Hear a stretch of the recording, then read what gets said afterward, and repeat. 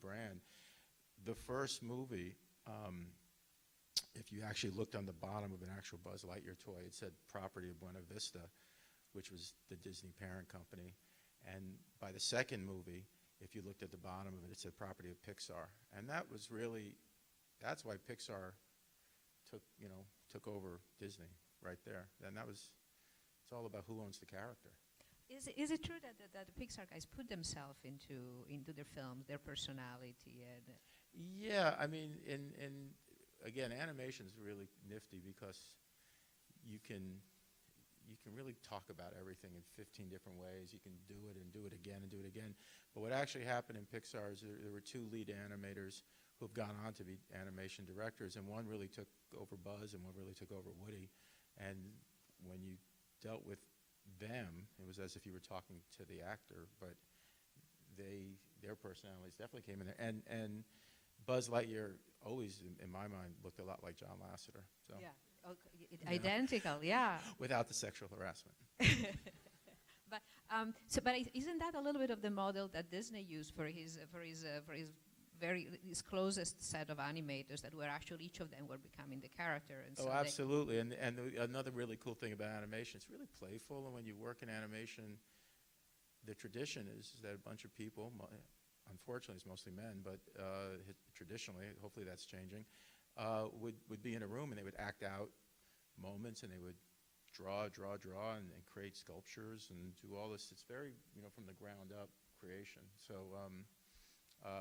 you definitely get to put your imprimatur, and there's a lot of inside jokes, which even to this day probably nobody but the people who put it into the film really laugh at. Yeah, it's interesting. If you go to Emeryville, to where Pixar is, or the individual offices of the animators, they're like worlds. And depending on the film, they surround themselves with stuff that is kind of inscrutable to any foreign visitor, but it's obviously talking to them about what they are creating in there. And how much do you think technology, such as the one we saw this in its infancy, has made animation accessible to young wannabe filmmakers, like some of them we might have here? You guys want to tell stories with movies or draw? Do you guys like to draw? Yeah. Here's the thing. So in the early 90s, all the technology was proprietary, and everybody that was trying to do what Pixar did was having to write their own technology. And by the late 90s, there was one bit of software called Maya, which happens to be my daughter's name. No coincidence, or just coincidence, I should say. But Maya became the worldwide software for computer animation, and that has allowed all the computers around the world to talk to each other, which has kind of made the world flat for animation, which is one of the main reasons why there's so much animation now, is because you can have people working all around the world at the same time on one project. Does anyone have any question?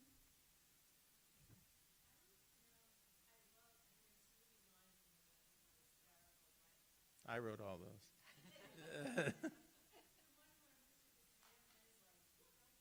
Yeah. You know what? I am really bad at remembering these things. Joel is much better at remembering these things. But Mr. Potato Head we got to play with from the first draft. A lot of the toys were placeholder toys, but chances are we were having. Doesn't that sound like Joel? Right? And so like. Yeah, exactly. And so that's the one thing that I can tell you with 100% certainty is that we wrote Into Infinity and Beyond, and I actually found like an old notepad that had all these slogans or little things scribbled on, and then that's the one that was circled, and it was like, oh, that was the one we were going to do. Which then became the title for Pixar's big book, to Infinity. Yeah. They took it, which as is kind of ironic in its yeah. conceit. I mean, it's.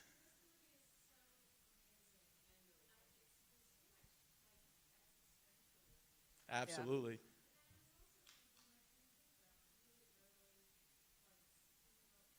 Steamboat Willie. Yeah. Yeah. Yeah.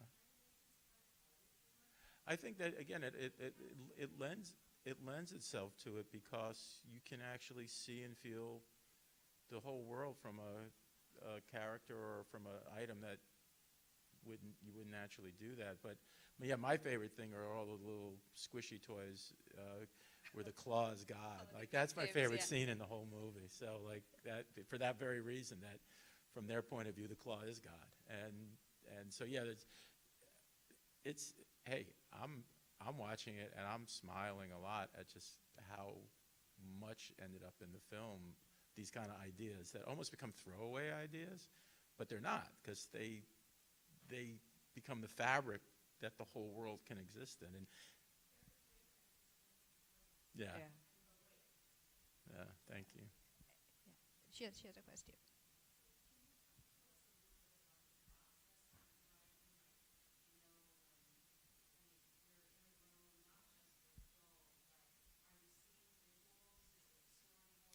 In the case, in the case of Toy Story, we were brought on. Like I said, we had, when Joel and I met, I could use these terms like we knew what we were doing, but we did this analysis of the entertainment industry, and we kind of said, how do you succeed? How do you survive as screenwriters? And we made the choice very early on to try and write buddy stories. That kind of going back to the beginning of Hollywood and studios, there were always buddy stories, and so our first attempt became this movie, Money Talks, which I just mentioned. Our second one became a script that we never were able to sell called The Wooden Policeman, a live-action R-rated buddy story, but it had a character, Buzz and Woody, in it, and both of those scripts were what somebody at Disney and then somebody at Pixar read and got us the opportunity. So once we were on board, we would have these meetings around a conference table with the Pixar guys, the Disney executives, and us. And in many cases, and without being too self-serving about it, we had to educate them about buddy stuff, because we had been spending all those years like picking it apart. And so you'd have these things of, okay, what is the formula of buddy stories? And if you actually think about rom-coms are buddy stories also. You think about it, there's this algorithm of trust and ability that runs through a bit of storytelling. Who has the trust and who has the ability? And generally speaking, it's characters that are thrust together and are forced to figure out how to succeed together that don't want to. So it's simplistic, but it's also freeing. It's like it allows you to play jazz and stuff. And so we'd sit with the Pixar folks and we'd sit with the Disney folks. We would talk about story. They would tell us about what their technology could and couldn't do. They couldn't do people very well, so there were other human characters in the first drafts, and those got erased because they didn't want to spend more time on people than they had to. And then Joel and I would go off and write, and it's kind of the cliche of how screenplays are birthed. Yeah, we would just write, and it's like it's so long ago, but it's not. But I can remember like the script spitting out of the printer where all the pages were attached, and it had the little ringlets on the side. I mean, it was like, and it spits out, and you look at it, and you have to like carefully rip everything apart and do the whole thing, but we wrote the first 7 drafts, and so. And this was as a process of a few years, right? Yeah, well, we worked. We were a little less than a year, and then one of the things that happens, which you can look at either way, is that as your work gets more accepted in any project, you become less important as a human being, and so there's this weird paradox where you've done a good job when they want to replace you, because that means that other egos are starting to want to take hold of something. But no, I'm saying that as not a bad thing. That's just, so we were replaced by Joss Whedon, who's gone on to a wonderful career as a writer-director. He came on and did his work, and then the Pixar guys, and there were 4 guys that are on the script that actually didn't do technical writing, although they did so much storytelling. They continued and birthed it, and it just became this long collective process. There's a phrase in Hollywood, probably other industries, but that A success has 1,000 parents, and an orphan, and a failure is an orphan. And so this was a success. So there's a lot of people whose hands are on it, but we were the, well, like when you write screenplays, first draft screenplays, at least for me, you're creating the themes, you're creating the spine, it's architecture, you're creating the structure that a story can exist in, and if you do it well enough, or to somebody's satisfaction, it's the architecture that allows it to live. And then everything else, again, who says what line, I couldn't possibly tell you at this point, but I know that those lines can't exist if the scenes aren't set up right, and if the characters aren't defined right, and all of the, that's what I think screenwriting really is. And in a way, if you do that really well, you are disposable as a person because you've already done you've given a structure. And it's interesting because going back to what you were saying yesterday over the phone when you said it's so character-based, because you believe these characters and they don't do much. This word is very, because I think going back to what April was saying before about surrealism in animation, the power of it, part of the power is that it makes you feel, it heightens your perception of life, because you create these words that are so small that you feel so much about a plate moving, a window open, right. You know, you sort of fall in love with life again through this very stylized version of it, and I think it's kind of miraculous. Yeah, and I think there's a paradox that I certainly feel, when you look at animation that really feels almost photoreal, Polar Express being an attempt at that, and Beowulf, the characters somehow seem less alive to me, and I don't even know why, but they sort of do, and whereas in something where you're so obviously not living,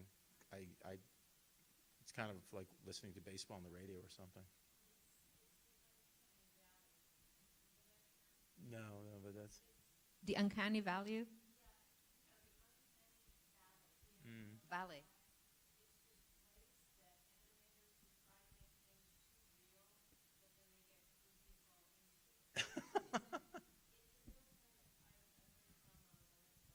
Yeah.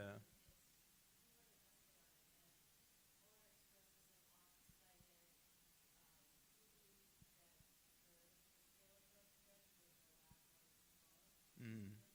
It was cold. It was very cold. So it was some of the motion capture animation that Zemeckis did has been accused of being repulsive as opposed to embracing, yeah.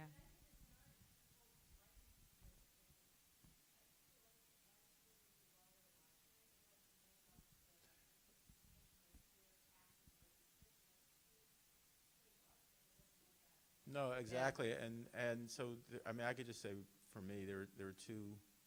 Billy Wilder is somebody I really have studied and revere, and he has a 10 Commandments of screenwriting that you can find online in a second. And one of them, and just to paraphrase it, is that, you know, allow the audience to do some work. If you do some work, you got them. And so that, I think, is really important. But that requires having a strong logic base, so it's the things you don't have to say. And then the other one, and this goes way back, but, you know, Chaplin or Buster Keaton, I still learn when I watch those films. But Chaplin was once asked, how do you do the banana trick? And, you know, do you show the banana, then you show the person, and they show the banana, they show the person, you show the person step on the banana and fall, or do you show the person, and then you show the banana? And he said, no, what you do is you show the person, you show the banana, and then you show the person step over the banana and fall into a manhole cover. And it's, you know, and I think that's it. It's like logic. Yeah. Like comedy is there's the power of three in comedy. The first two set up the logic, and the third one blows it up. That's the fun. That's the addiction, in my opinion. I think Emma wanted to ask something.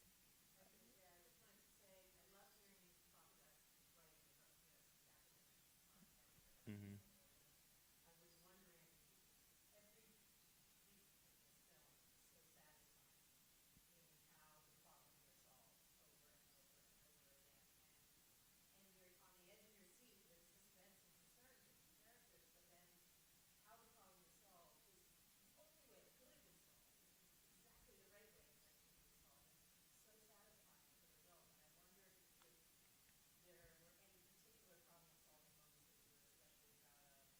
I think the flying motif is, so I didn't have kids when I was working on this, and I had no idea that there's like an operational stage of development Buzz Lightyear fits into. And when my son and daughter actually hit a certain age, around 4, they both had this flying fantasy. And I think the way we use that in Falling with Style and just everything, that to me is the one where, in the best movies and the movies I love the most, it feels like there's no wasted information. And I feel like this one definitely accomplishes that, yeah. Susan? Yeah. Oh, what is it?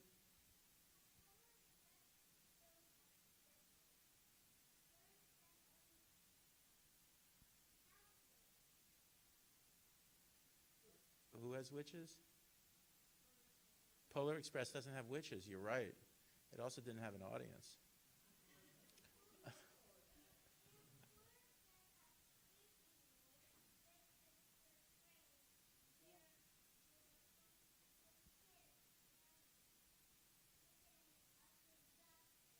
Right, and guess what? The conductor in Polar Express, if I remember correctly, was Tom Hanks, right? So he populated both films.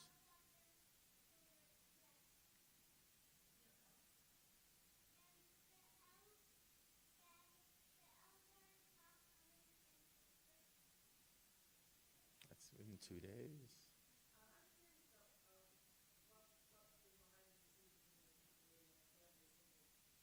Well, you know what's so funny? So the first draft, it's actually that Sorry, is Susan, why the decision to make the family. Andy's. All right.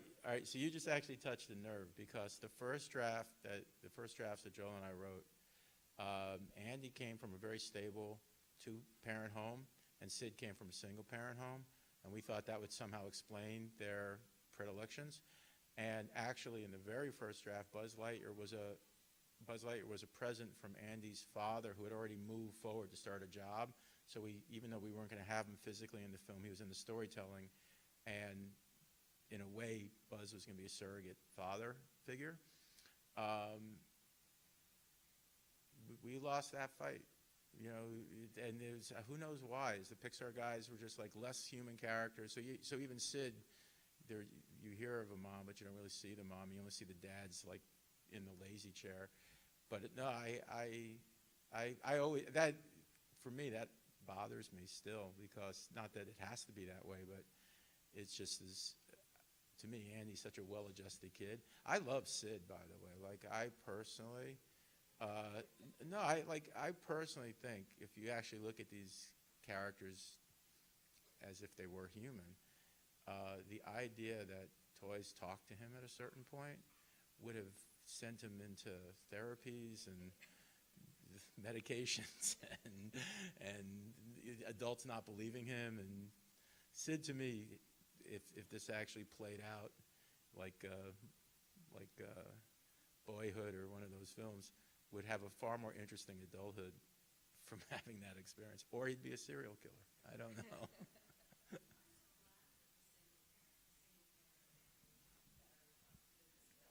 Oh, you're right. You're right. I'm not saying I'm right. I'm just saying that, like, in the way that you want to have logic on everything and sell the logic, it just made sense in that first draft.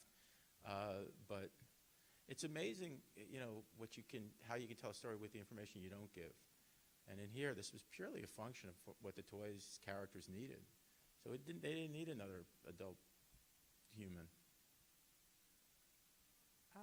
I think just one more thing before we go. You just finished directing your first animated short. Well, I did. It's pretty heavy-winded. So I produced a documentary that's on Netflix now called I Am Jane Doe.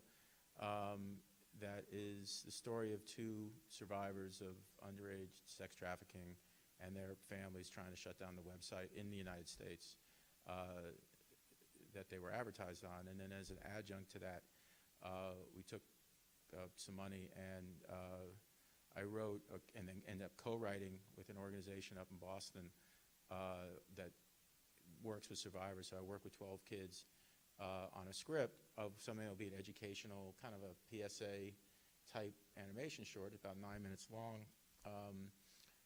I was able to bring in an animation company, and this goes back to how animation has technology that the whole world can communicate, out of Chile, named Punk Robot. And they won an Academy Award a couple years ago for Best Short, and they did the animation, so I co-directed, co-wrote, co-produced it, and we're just rolling it out now, and it's going to be something that really hopefully will end up in the YMCA's and schools and across the country, just to give kids some tools and education.